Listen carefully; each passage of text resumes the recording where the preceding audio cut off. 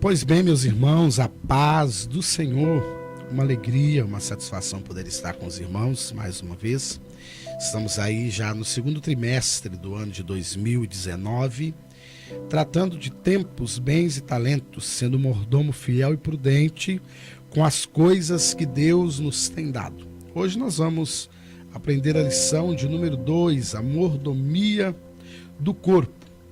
O nosso textual está baseado em Romanos, capítulo 12, o versículo 1. Rogo-vos, pois, irmãos, pela compaixão de Deus, que apresenteis os vossos corpos em sacrifício vivo, santo e agradável a Deus, que é o vosso culto racional.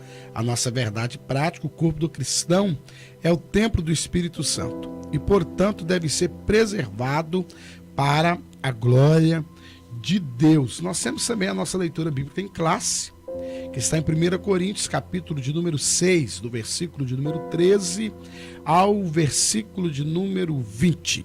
Como esse trimestre nós estamos tratando sobre mordomia cristã, hoje nós vamos tratar da mordomia do corpo. E algo que vamos tratar de muito interessante foi a criação, Como Deus fez, como Deus criou. É interessante que todas as outras coisas foram feitas pela palavra. Haja luz, houve luz. Haja separação entre a terra, entre a água, houve a separação. E tudo foi acontecendo ou existindo pelo falar e pela palavra de Deus. Agora, o ser humano, o homem que Deus o faz a sua imagem e a sua semelhança, Deus toca, Deus coloca a mão. Aí Deus já está nos dando a primeira lição, nunca ser esquecida, que o maior interesse de Deus sempre será manter um relacionamento com o ser humano. E estamos aí na lição de número 2, e é uma alegria poder estar com os irmãos, e assim nós já estamos começando na dimensão material do corpo, já no primeiro tópico da nossa lição. E nós olhando aí essa formação do homem, a maneira como Deus manifesta a sua graça em criar um objeto, algo visível que pudesse transmitir a semelhança dele, porque é nessa linha de pensamento que nós estamos lendo Gênesis, vai dizer, façamos o homem. Nas demais coisas hoje houve essa palavra haja, quer dizer, o verbo agindo e trazendo à luz aquilo que estava na mente do próprio Deus. E quando é a criação do corpo, há um cuidado todo especial. Ali Deus pega o material adequado, faz dele o formato que nós temos hoje, e já lá antevendo a figura do próprio corpo que receberia a figura do Cristo. Então é esse corpo que nasce de algo que vem da terra e para a terra retorna, é o mesmo corpo que recebe a manifestação do próprio Deus. Quer dizer, futuramente nós teríamos a presença do verbo encarnado em um corpo. Esse espírito não vem e fica no ar, mas ele toma parte na semelhança do homem, o homem que é perfeito agora. E quando nós olhamos aqui, é interessante que Deus faz o homem completo. Ele faz com a mulher no seu interior. Como nós estávamos conversando, Deus não é pego de surpresa olhando para os animais e vendo que os animais tinham um casal, tinham um parceiro, e Adão não tinha parceiro. Deus já sabia disso na sua onisciência, mas ele ia revelar aquilo que estava dentro do homem. Assim como a igreja iria ser revelada para o apóstolo Paulo, o mistério que estava oculto nos séculos, a mim me foi dado revelar, Cristo em vós, esperança da glória, quer dizer, a igreja que surge, mas ela já existia desde o princípio. Assim como o cordeiro que foi morto antes da fundação de todas as coisas, assim também esses mistérios são concedidos ao homem. E nós olhando aqui, a importância e a preocupação nossa de nós entregarmos a Deus esse corpo. apesar dele perecer, dele sucumbir, dele estar se degradando, mas há um grande mistério, porque quando Cristo ressuscita e se apresenta aos homens, ele come novamente, ele permite ser tocado. Ele vai dizer, eu acho que é para Tomé? Pode tocar. Toca, Tomé. Quer dizer, tu falasse que queria, se fosse mesmo realmente eu, queria tocar na ferida. Quer dizer, Cristo dá uma demonstração que, de alguma forma, não sei como será o nosso corpo glorificado, mas haverá, de alguma forma, no mistério, um corpo. Porque Paulo vai dizer que nós, os que estivermos vivos, não precederemos aos que morreram, mas seremos transformados, né? Aquilo que é mortal se revestirá da imortalidade, aquilo que é corruptível da incorruptibilidade, e aí nós nos encontraremos com o Senhor nos ares. Mas há um mistério. Então é uma preciosidade essa máquina humana, quer dizer, a capacidade que nós temos de armazenar dados, a capacidade que nós temos de identificar objetos, distinguir cheiros e sabores, é uma máquina que perfeita. Não criada pela evolução, como muitos afirmam, né? O ajuntamento de várias moléculas e células que decidiram não ser mais peixe, que quiseram se tornar peixe, e aqueles que eram peixe quiseram se tornar aves, e isso para nós é a história da carochinha. Para nós o que vale é que no princípio criou Deus o céu e a terra e não tinha nada, nex nihilo, né? Deus cria do nada e faz tudo. Por isso a preservação do nosso corpo é tão interessante. E aí, nesse ponto aí, nós queremos adentrar, dando essa importância devida a essa estrutura, nós queremos passar para a segunda etapa, que vai falar do corpo, como era visto. Porque os gregos tinham o corpo como algo desprezível. O corpo para eles era insignificante. E a carta, quando nós estamos na carta aos Coríntios, é interessante você, professor, você que está estudando, ler comentários bíblicos a respeito de Coríntios. Coríntios era uma cidade portuária, uma cidade altamente contaminada pela prostituição. No templo de Afrodite, tinha mais ou menos, pelos historiadores, umas 1000 sacerdotisas que faziam a prostituição, sexo, como se disse, cultual dentro desses templos.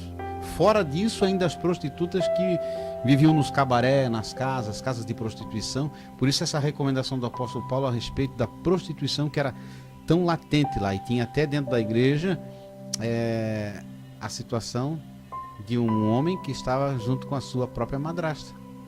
Então Paulo disse, isso é perigoso. Então nós temos que tomar a atenção para o texto e o contexto. E é interessante, irmãos, para você não ficar aí meio professor, depois não ser pego de surpresa, a questão do corpo transformado é 1 Coríntios, capítulo 15, né? A partir do versículo 51, aí você vai ter essa percepção ou essa leitura de quando Paulo fala que nós não antecederemos aos que dormem, mas nós seremos juntos ressuscitados, seremos nosso corpo transformado. E para você concretizar a leitura, você vai lá para 1 Tessalonicenses capítulo 4, a partir do versículo 15, você também vai achar o mesmo texto, já te mostrando a mesma situação, porque alguém pode perguntar, mas e o texto, né? Então o texto está aí. Eu falo e o pastor cita os versículos. E é interessante, irmãos, porque o apóstolo Paulo, e aqui ele vai focar e levar a igreja de Coríntios, né? Ou a igreja de Corinto, que é o correto a gente falar, porque não é a carta, é a igreja. Ele vai mostrar uma preocupação com a situação daquela igreja atual e que não é uma situação diferenciada de nós hoje como igreja.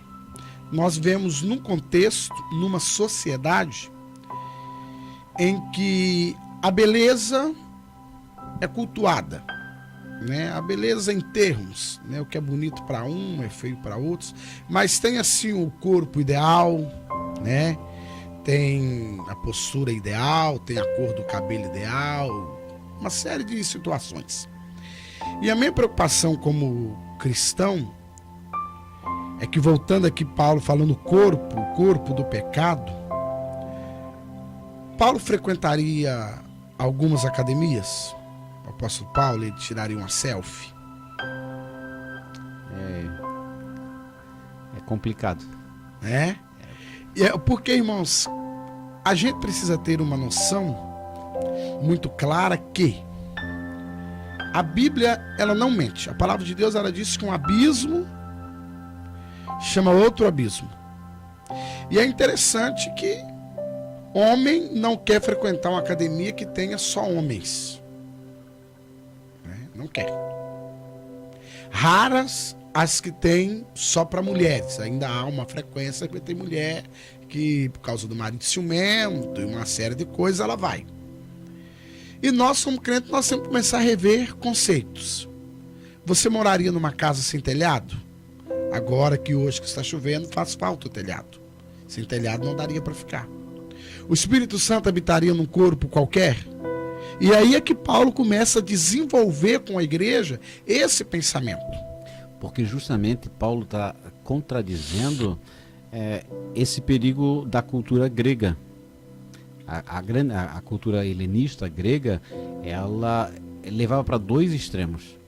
A igreja de Coríntios tem essa problemática porque tinha dois extremos. Tinha o extremo em que nada fazia mal, porque o pecado estava intrínseco só para a alma, então era no intelecto, então o corpo não afetava. O que você fazia com o corpo, se você ficasse com 2, 3 mulheres, ou homem com homem, para eles não havia problema, era normal. Dos 15 imperadores romanos, pelo menos 14 eram homossexuais, casado com homens. Nero, por exemplo, mandou, como é que se diz, tornar um homem eunuco para ele casar com ele. E o sucessor dele é a mesma coisa. Então era prática comum ter procriação com mulheres e ter prazer com homens. A devassidão era enorme. Então é nesse contexto que a igreja de Cristo surge, e o apóstolo Paulo tem essa grande dificuldade, porque a cultura estava impregnada neles. E aí eles tinham dois extremos, o extremo de nada fazia mal, e o extremo que, como o corpo era mal, habitava o pecado, então eles tinham que partir para o asceticismo, quer dizer, para a purificação, fazendo com que o corpo fosse chicoteado, deixasse de se alimentar e até se abster do sexo dentro do casamento, para que pudesse alcançar um nível de contato espiritual. Então são dois extremos que Paulo vai advertir. Por isso ele diz: o homem não é bom e que esteja só, que case. Eu não gostaria que todo mundo casasse, ficasse como eu, quer dizer, como ele estava no momento, né? Por quê? Porque Paulo acreditava piamente que ele não passaria pela morte. A passagem que ele diz: nós, o que estivermos vivos, ele se inclui. E ele vai estar em 1 Tessalonicenses, ele fala: nós os que estivermos vivos, seremos arrebatados. Então a urgência que Paulo prega para essa igreja é uma urgência voltada primeiro para a vinda iminente de Cristo, que eles acreditavam não passar pela morte, e segundo, já que você não vai passar muito tempo, então se resguarde, mantenha-se ligado com Deus, não tem necessidade de fazer outra coisa a não ser uma vida de comunhão. Então esses dois extremos. E aí nós voltamos para a nossa época, que nós estamos quase que numa similaridade, quando as pessoas acreditam que o que você faz com o corpo não tem muita importância. É tanto que alguns usam dizer agora, o corpo é meu, e eu faço dele o que eu quiser. Mas tem uma passagem que vai dizer, meu irmão que é bom de Bíblia, eu sei que está na Bíblia, mas não está escrito na Bíblia, que vai dizer que Deus nos comprou com um bom preço, não com ouro, não com prata, que fosse resgatado da vossa vã maneira de viver. Apóstolo Pedro. Ainda ele vai dizer assim, acho que é Pedro 2:11, exorto-vos como peregrinos forasteiros que sois, a vos abster das paixões carnais que fazem guerra contra a alma. Essa em outro sentido, mas fosse comprado com bom preço. Então quando você compra algo, você passa a ser proprietário dele, daquilo que você comprou. Então se nós fomos comprados por Cristo, nosso corpo não é mais nosso. Paulo vai dizer que não vivo mais eu, mas Cristo vive em mim. Quer dizer, já estou crucificado com Cristo. Todos os sentidos do Novo Testamento vão dar a entender que o domínio da nossa vida pertence à pessoa do Espírito Santo, e que nós estamos aqui com o propósito de adorar a Deus com o nosso corpo e com nossa alma. E não tem como, irmãos, até para a gente ficar nesse contexto do corpo, não há possibilidade de que meu interior seja santo e o meu exterior seja pecaminoso, né? E aqui, quando nós vamos chegar aqui, por exemplo, na questão dos pecados contra o corpo, nós vamos ver alguém que teve um chamado de Deus, né?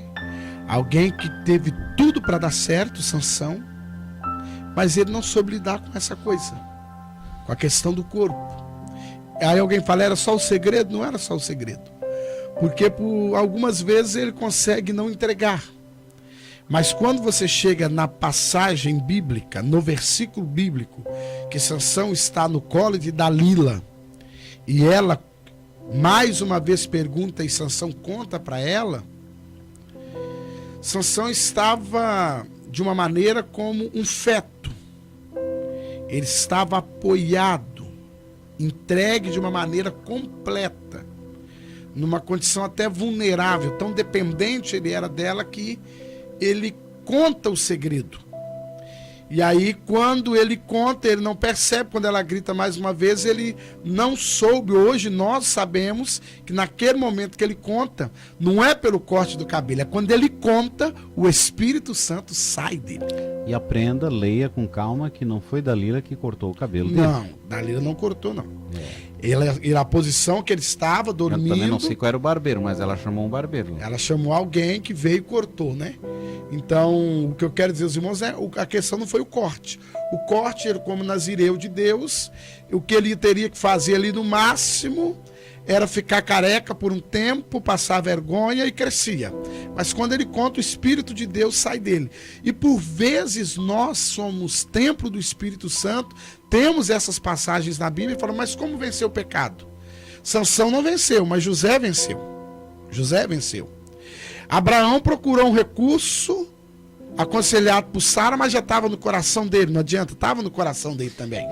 Mas Isaac não procura o mesmo recurso. E se a pessoa pode estar observando assim, ouvindo, né, a nossa fala, dizendo, mas eles estão citando o Antigo Testamento, o povo de Israel, essa era uma aliança. Aí nós podemos ir pro apóstolo Paulo, no primeiro concílio, Atos capítulo 15, versículo 28 e 29, vai dizer, pois pareceu bem ao Espírito Santo e a nós não vos impor maior encargo além dessas coisas essenciais. Olha só, que vos abstenhais do quê? Das coisas sacrificadas ao ídolo. Quer dizer, sacrificado ao ídolo eram todas as carnes que eram sacrificadas e vendidas nos açougue, que sobrava, né? Então por isso o apóstolo recomendou, se tu vai no açougue, não pergunta de onde veio a carne, porque se tu perguntar, eles vão dizer, olha, foi sacrificado lá, sobrou, nós estamos vendendo aqui. Não tem... Aí tu já está com consciência.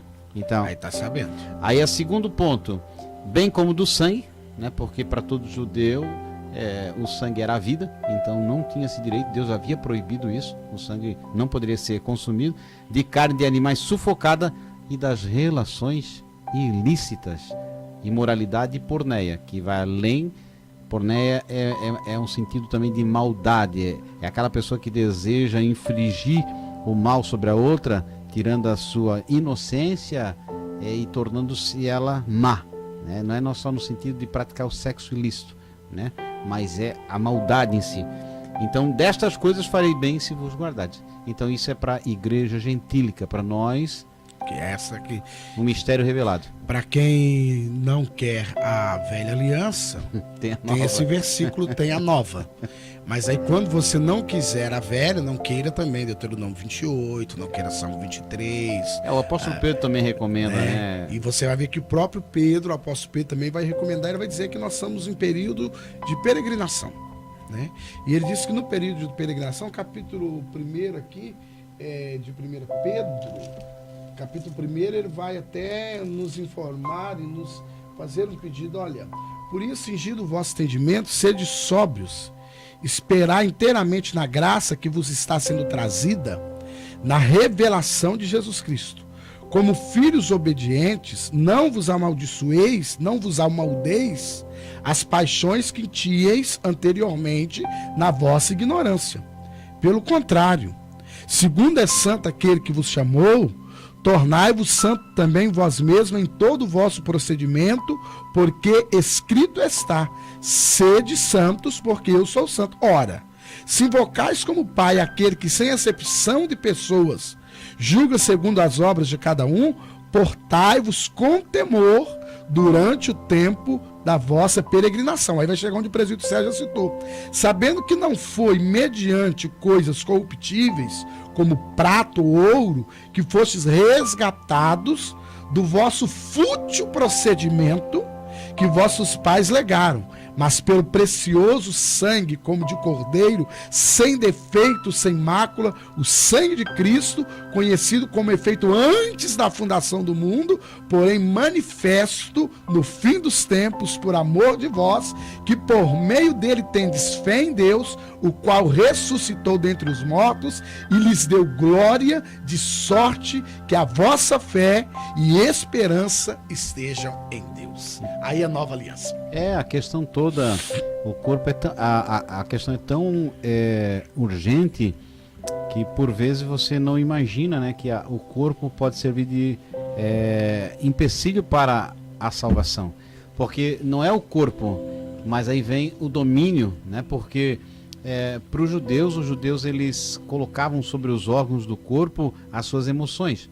Por exemplo, quando fala de coração e fala de mente, fala de raciocínio, fala de lógica, fala do ser humano em si, da sua própria alma. Do seu sentimento, né? Quando fala de emoções e coisa, fala de estômago, fala de rim. Por isso que a gente diz, ai, deu um frio na barriga, né? Um frio na barriga é uma emoção que dá quando você, né, tá numa situação assim, passa rápido num buraco, numa elevação, ou numa montanha russa, aí dá aquela coisa, aquele calafrio, porque é emoção. Então, quando você olha a recomendação de Gálatas, vai dizer que até o ato de eu comer em demasia se torna algo indigno de me levar para o céu.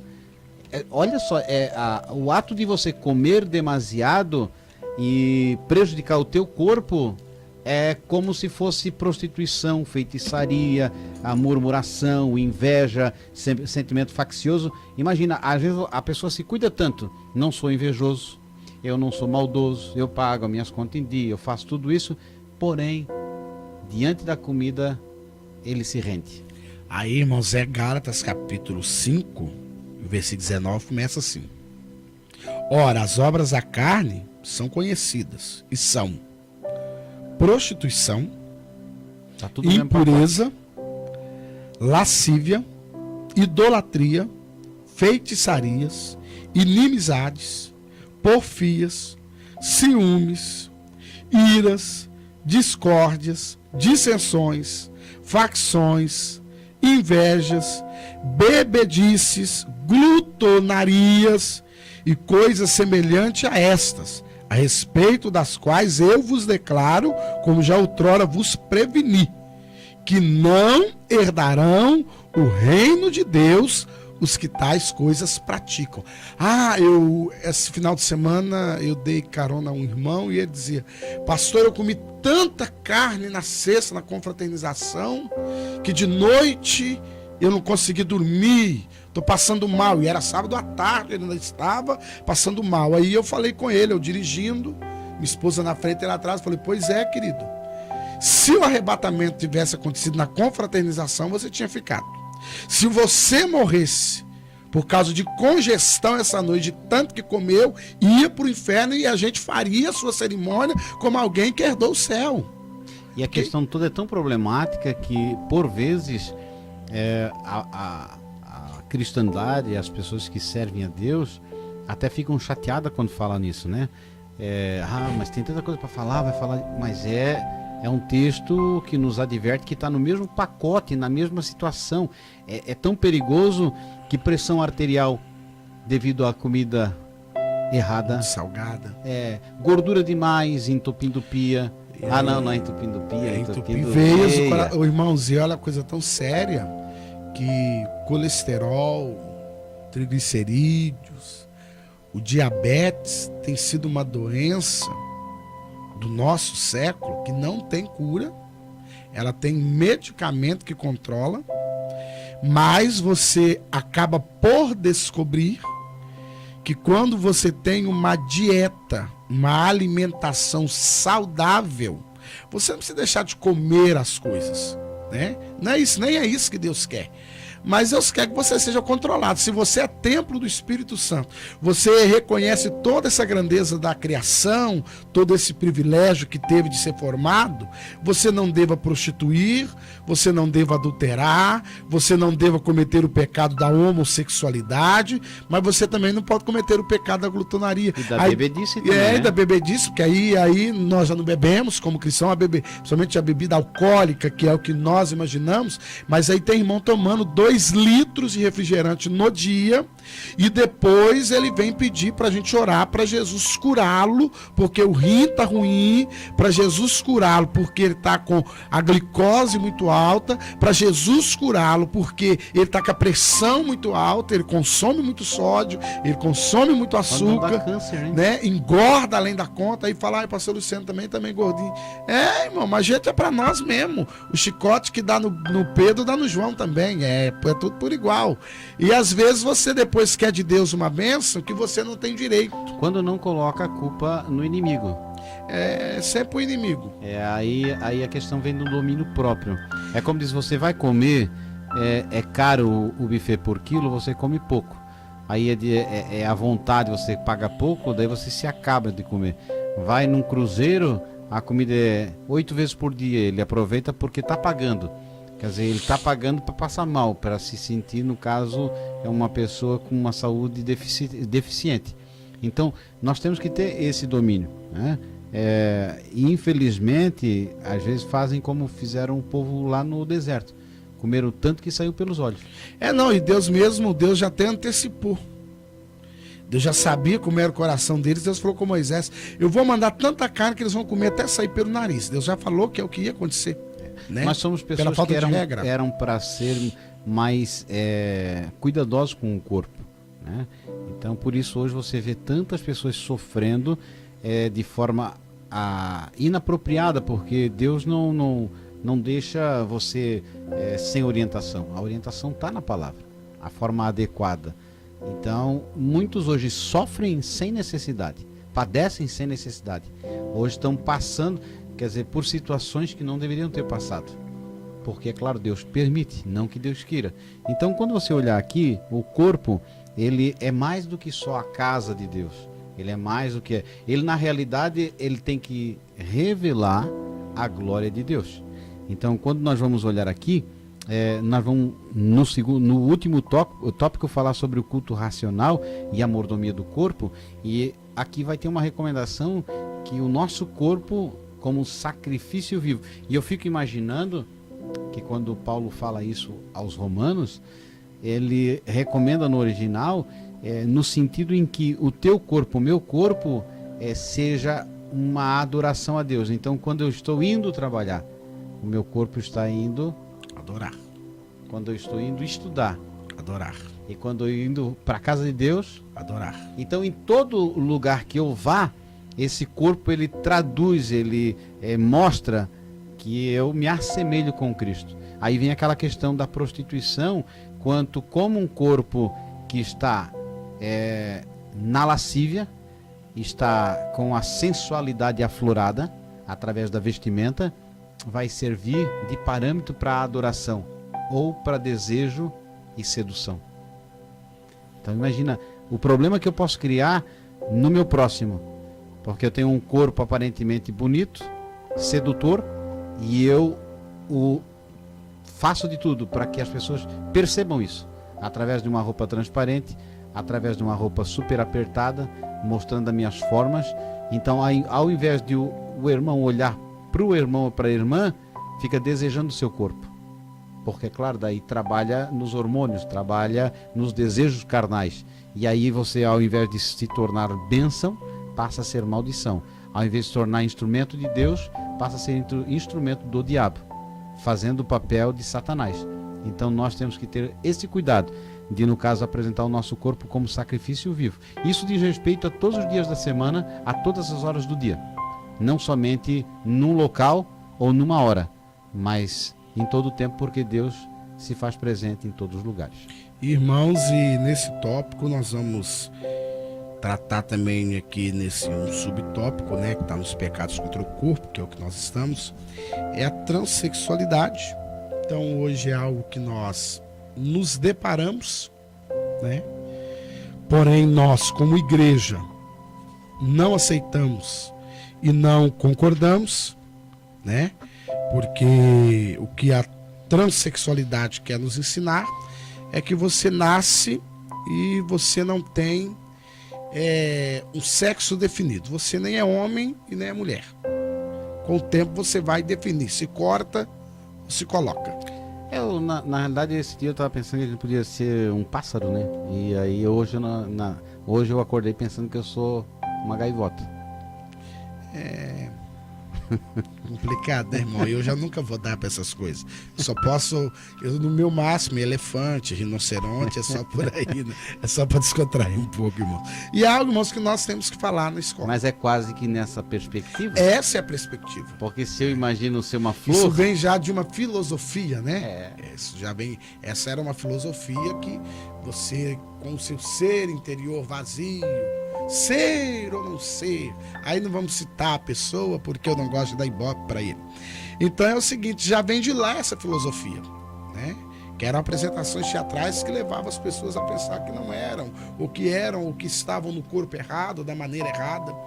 E aí a igreja tem um papel fundamental aqui na homossexualidade e na transexualidade. Lembrando bem aos professores que nós precisamos pontuar isso. Nós não pregamos contra pessoas. Alguém confunde muito isso. Nós não pregamos contra pessoas. Nós pregamos contra atitudes. Pessoas, lembrando bem os irmãos que é bom ensinar na sua classe, que contra pessoas não se prega. Se prega contra pecado. Agora, contra a pessoa não se prega, não se discute, não agimos com preconceito. Alguém fala, o crente age com preconceito. Alguém me chamou, me perguntou, você é preconceituoso? Eu falei, não, eu não tenho preconceito, eu já tenho um conceito formado. Então não é pré, eu já tenho um conceito formado. Agora, contra o pecado que você comete contra si, contra Deus e está resolvido o problema. Mas preconceito eu tenho um conceito formado. Agora, isso não quer dizer que nós vamos afrontar pessoas, que nós vamos, no caso, desacatar pessoas. Não, nós pregamos e ensinamos que é pecado. Agora, nós não atacamos pessoas, nós atacamos o pecado. Bem porque essas pessoas que vêm para o nosso meio são as que mais necessitam da nossa misericórdia, do nosso amor, do nosso carinho, e que nós possamos realmente demonstrar que é possível a pessoa vencer. A transformação, a regeneração. Sabendo sempre que as pessoas terão fraqueza nessa área, né? Deus transforma, mas vamos supor, um ex-alcoólatra, é possível que tenha sempre um desejo de beber, mas ele vence o mal. Como disse, o desejo do corpo é a comida. Por isso Paulo diz, os manjares são para o corpo, para o estômago, e o estômago para o manjar. É uma atitude natural. É como você não querer que uma criança seja barulhenta. É próprio da criança. E isso faz parte da sua natureza e da sua fase. E é necessário. E faz parte do nosso ser querer, por exemplo, o estômago querer comida. Agora, cabe a mim controlar esse desejo. É possível que eu tenha desejo e propensão para uma coisa que me dá prazer, né? Alguns são, por exemplo... adictos ou viciados em jogos. Então eles jamais podem começar, porque senão isso o domina. Falta o domínio próprio. Então todos nós temos uma área da nossa vida que temos a propensão de cedermos. Por isso devemos evitar a aparência do mal e o pecado. Então se eu tenho desejo por doces, deveria eu não comprar doces, para não ter a sedução dentro de casa. Se eu tenho desejo por outra coisa, eu deveria evitar ao máximo lugares que me levam a ceder. Então, no caso da homossexualidade, essas pessoas também sempre têm essa propensão. Tem, e outra coisa, irmãos, e nós como igreja, nós temos que sempre crer, e nós o cremos, porque Jesus morreu, e o Evangelho faz isso, regenera. Transforma. Restaura, transforma. Então, nunca pregue contra pessoas. fale que é pecado e encerre o assunto. E aí, irmãos, dentro de tudo que o presbítero irmão Sérgio já mostrou, nós conseguimos tratar aqui o terceiro tópico, né? Sempre falando com os irmãos, que é a santificação do corpo. Nós conseguimos ter domínio próprio, nós conseguimos fugir da aparência do mal. Às vezes o homem, ele veio para a igreja, veio para Jesus, porque não é a igreja que ele veio para Jesus, aceitou o evangelho de Jesus, então ele antes era alguém que prostituía. Então, se ele sabe que na rua tal, tem a casa tal, tem o lugar tal, que tem o show tal, naquela rua ele não vai passar. Isso é ter o autocontrole, né? Isso é o ato da santificação, porque alguém pensa que ser santo, presbítero Sérgio, é de hoje para amanhã. Eu aceito Jesus hoje e eu decidi, amanhã eu estou santo. Irmãos, isso é algo, nós somos, na realidade, nós nada mais somos do que um diamante bruto sendo lapidado. E é interessante que o diamante é uma pedra e das mais difíceis, É lindo depois de lapidado, mas é com muito cuidado, é muito, vamos dizer assim, o linguajar chulo, né? Muito dura, né? Tanto é que para se cortar um mármore, para qualquer corte de qualquer porcelanato, qualquer peça, poucas pessoas sabem, mas em todo disco, né? Em todo ele há uma porcentagem de diamante que faz com que corte. Toda broca há uma porcentagem de diamante para fazer com que ela fure. Então nós somos esse diamante que nós somos lapidados. E a santificação, irmãos, é isso aí. Você vai vencendo todos os dias. É isso que Jesus falou, foi com Nicodemos, né? Para nascer de novo. Para nascer de novo. Não da carne, não do sangue. Não, é do espírito, porque esse novo nascimento, ele é algo constante. A santificação não quer dizer, estou santo hoje e amanhã estou pronto. Não, irmãos, é todo dia, a vigilância é constante, o ato é constante, o fugir é constante, e sempre lembrando que o nosso adversário, ele é sagaz e astuto. Sempre observando a nossa vontade para nos colocar diante de nós aquilo que nós já demonstramos. Porque nós demonstramos. Essa lição é tão importante que a lição 2 vai falar sobre, vai repetir um pouco mais sobre a alma e vai sobre o domínio próprio. Então o que nós estamos ressaltando é que esse corpo, né, ele é o local, a habitação do Espírito Santo e deve ser preservado, tanto no lado da saúde, o lado físico, quanto como aquilo que habita dentro de nós, né? É por isso que nós estudamos o trimestre passado, né? Sim. Que agora o tabernáculo encerrou e nós somos o templo. Nós somos o tabernáculo. Nós refletimos a glória. É uma coisa física, né? Porque quando você fala de templo, é algo palpável, algo mensurável. Quando você fala, Jesus vai falar que vós sois, não é Jesus, vós sois a pedra viva. Pedro, né? Pedro. É Pedro, né? Então, quer dizer, Cristo é a pedra angular, a pedra de fundamento, mas nós somos as pedras vivas que compõem esse edifício. Quer dizer, ainda mencionando novamente, quando você vê o fundamento, você não visualiza o que vai surgir.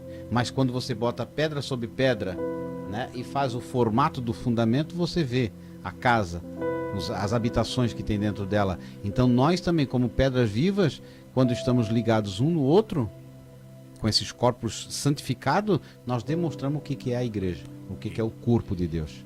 Então, irmãos, estamos aí terminando, né? Esse primeiro tópico, o segundo tópico é a dimensão espiritual do corpo, e partindo aí para o terceiro, culto racional e a mordomia do corpo. Nós somos um sacrifício vivo, que Paulo procurou demonstrar essa preocupação, que o culto, ele não pode apenas ser um culto, e que eu não posso apenas ser um participante da congregação. Eu sou o culto e eu sou o sacrifício. Então, por isso, nós precisamos desconstruir um pensamento. O culto começa às 19. Não. O culto começa quando eu acordo. Já comecei cultuando. Então, fui trabalhar, estou cultuando. Fui estudar, estou cultuando. Durante todo o meu dia, eu estou prestando culto. Esse ato do sacrifício, porque o fato de nós não sermos iguais, já é um sacrifício. E hoje nós estamos tendo essa dificuldade de querermos acreditar que Deus concorda com tudo, que Deus aceita tudo e que para Deus está tudo bem. Paulo vai agora desconstruir esse pensamento. Rogo-vos, pois, irmãos, pela compaixão de Deus, que apresenteis os vossos corpos. Então ele fala, a igreja na sua totalidade se apresente a Deus como sacrifício vivo. Então nós não somos do mundo, então nós não pensamos tal como o mundo, não andamos como o mundo, não vestimos como o mundo, não nos comportamos cada moda que vem o crente entra, né? Tem que acompanhar. Não, irmãos, eu não estou dizendo para você usar aquele tecido chamado chita lá de 1940. Não é essa a questão.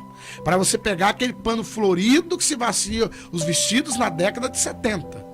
Para nós, não é essa a questão. Mas o crente precisa, nessa mordomia do corpo, nesse sacrifício vil, ele precisa ter um autocontrole. Até isso aqui agrada a Deus, aqui para lá não agrada a Deus. Isso se chama modéstia, pudor. Quer dizer, honradez. Você, antes de sair de casa, olhar no espelho e fazer a pergunta: honra ao Senhor ou não honra? Atrai, seduz? Aí você já tem, né? Quem tem o Espírito Santo de Deus na vida, o próprio Espírito Santo, ele canta dentro da pessoa e faz ele sentir que não é adequado, já na hora da compra, da aquisição, né? É extremamente curto, é muito apertado, é transparente. São coisas que um bom senso já diz. A minha idade condiz com esse tipo de roupa, né? Às vezes a pessoa tem uma idade, por exemplo, eu tenho já uma certa idade, não posso me vestir como um moço de 17 anos. Não é que fica ridículo, né? Eu querer estar botando um bonezinho virado para trás e uma camiseta baby look, quer dizer, não condiz, não é que seja pecado, mas nós temos fases da vida, né? E é bom a gente viver cada fase, né? É bom, é interessante. Então não é que... Você falando algo aqui muito importante, o quê? A mulher de 60 anos querer andar igual a menina de 17, não dá, não tem bom senso nisso. Não é que é pecado, a questão é o exemplo que nós damos para aqueles que nos seguem. Quer dizer, você e eu somos representantes de Deus na Terra. Devemos bem representá-lo. No linguajar, no olhar, quer dizer, no sentir, em tudo. Por isso é o corpo inteiro, né? É um sacrifício vivo, quer dizer, não é parte minha, não é só o meu coração, mas é todo. Então tenha para você que, na realidade, o mais interessante não é o que os outros vão falar, mas é o que Deus pensa de você. Então sempre se preocupe em saber o que o Espírito Santo vai falar dentro de você. Se você tiver a orientação do Espírito Santo, não tem problema nenhum. Quer dizer, você vai ser identificado como uma pessoa, não pela roupa. A roupa engana, né? Os deputados andam de paletó, gravata, e nós não vemos bons exemplos. Nós podemos ver estelionatários se vestindo super bem. Não é essa questão do corpo, da roupa em si, mas são tudo que procede. Além do corpo tem o resto, porque você não fala só um elemento, mas é o conjunto. Mas para fechar o negócio, começa de dentro para fora. A gente sempre diz assim, o que importa é o que está dentro. Eu digo que importa é o que está dentro e o que importa é o que está fora. O que importa é o que está tudo. Não é só uma parte. Deus não veio para comprar, né, só o teu coração. Ele não é um açougueiro, ele não é a Sadia, não é a Seara, não é a Perdigão, que só vende coração e esporte. Não, é o corpo todo. Então, e isso não deveria nos incomodar. Você pega uma mulher oriental, ela se veste, né, do pé à cabeça, o homem é a mesma coisa. Nós é que vivemos na nossa região que às vezes exaltamos demais o corpo. Por isso essa necessidade às vezes de ir para a academia, né, não por causa da saúde, mas para tornear o corpo, para seduzir, para sentir prazeroso. Não é questão que você não possa fazer um exercício físico, até pode, né? Paulo vai dizer para Timóteo, o exercício físico para pouco aproveita, no sentido, não é que faça mal, é que o teu foco não é só o teu corpo.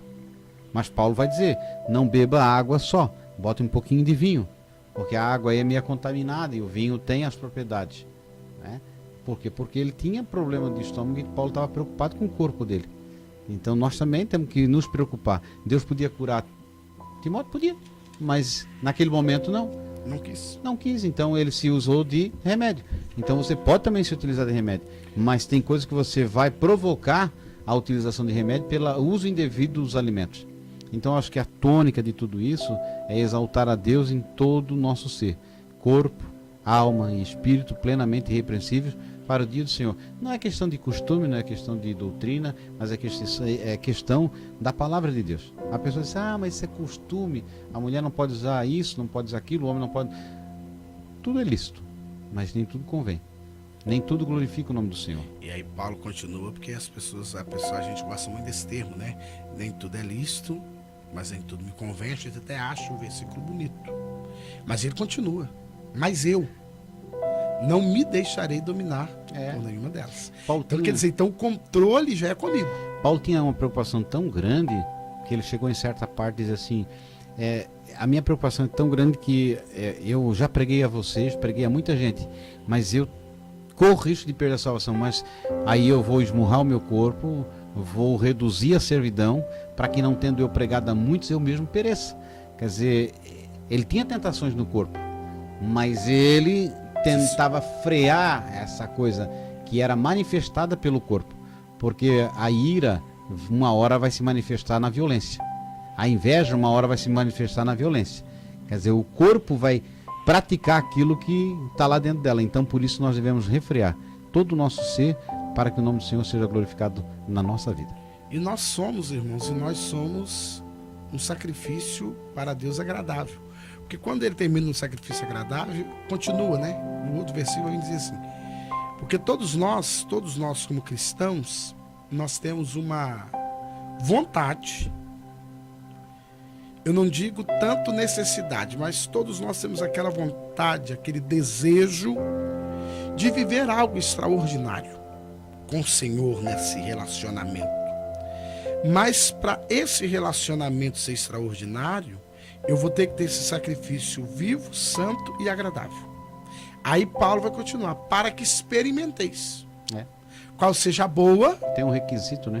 Perfeita e agradável vontade de Deus. Então, para que eu experimente essa perfeita, essa agradável vontade de Deus, essa boa vontade, para que eu experimente o que eu quero, nós queremos talvez ter mais autoridade, ter mais ousadia na ministração, que quando eu abra minha boca para adorar o Senhor lá no púlpito da igreja, ou quando eu reja o conjunto, ou quando eu ministre a palavra, haja uma manifestação do Espírito Santo, eu preciso cumprir esses requisitos. Eu preciso ser um sacrifício vivo, eu preciso ser um sacrifício santo, e eu preciso ser um sacrifício agradável.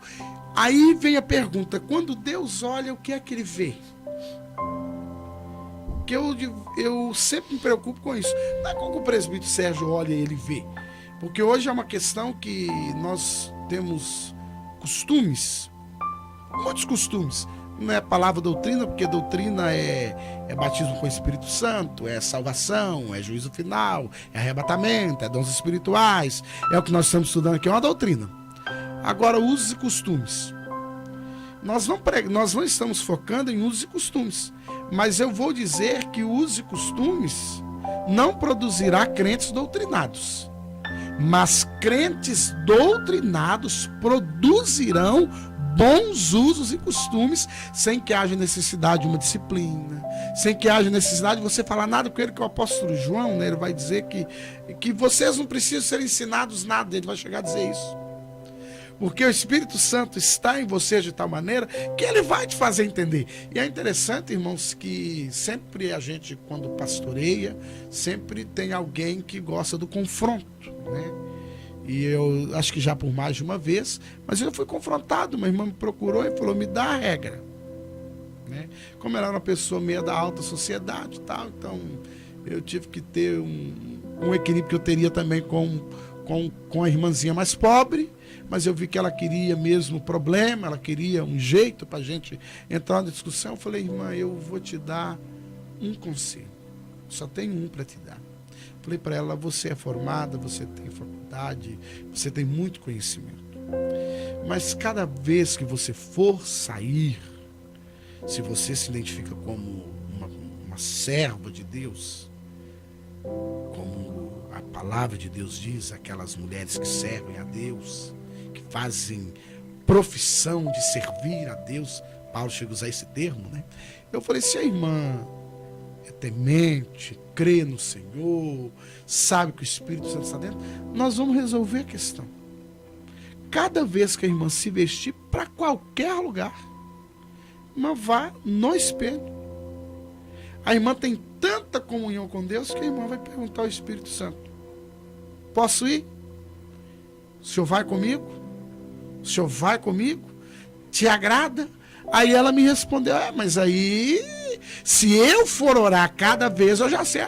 Então, falei para ela, então, vamos fazer a oração aqui e vamos encerrar o assunto que a irmã já sabe. Então, irmãos, todos nós, é algo que o presidente Sérgio sempre procura pontuar aqui, e nós temos a didática da repetição, que é necessário. Deus é didático em repetir. Desde o Gênesis ele está repetindo e termina o Apocalipse repetindo várias coisas. Bom senso. Bom senso é essencial. E eu acho muito interessante o quê?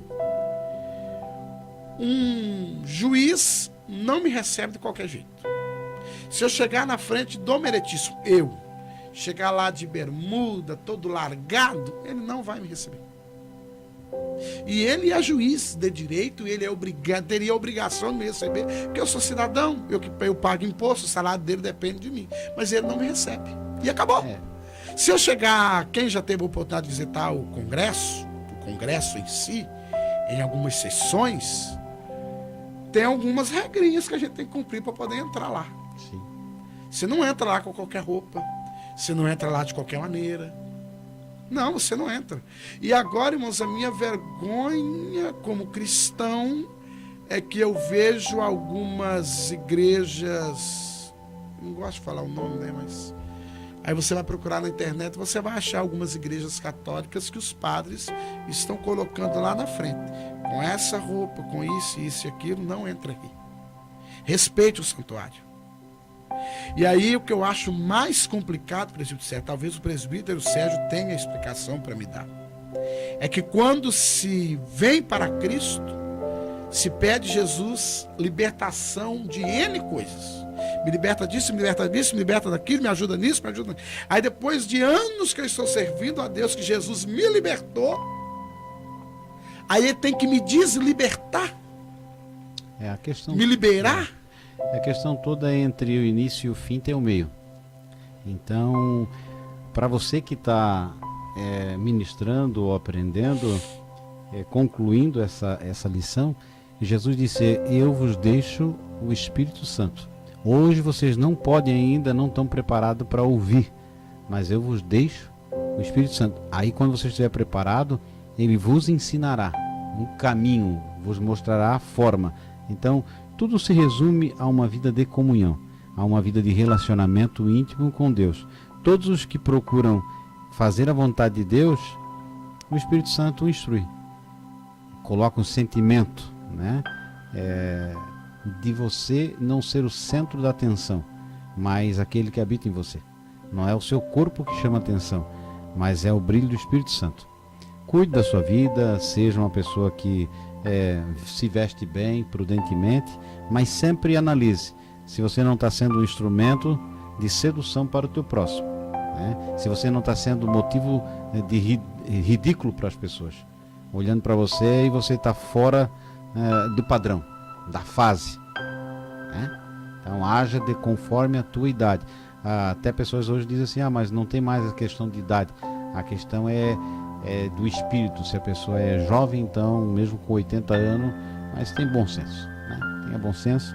E nós vamos concluindo essa lição, convidando você para que semana que vem nós estejamos juntos, e colocando para você na descrição ali tem o nosso blog e tem material de subsídio muito bom, que você pode se utilizar não só para a escola dominical, mas também para a sua edificação espiritual. Material a nível acadêmico, material de fácil leitura, né? Mas com um teor teológico muito bom. E aí compartilhe o nosso vídeo, dê o seu like e nos ajude aí a levar a mensagem de Deus para o mais longe possível. Fiquem todos então na paz do Senhor.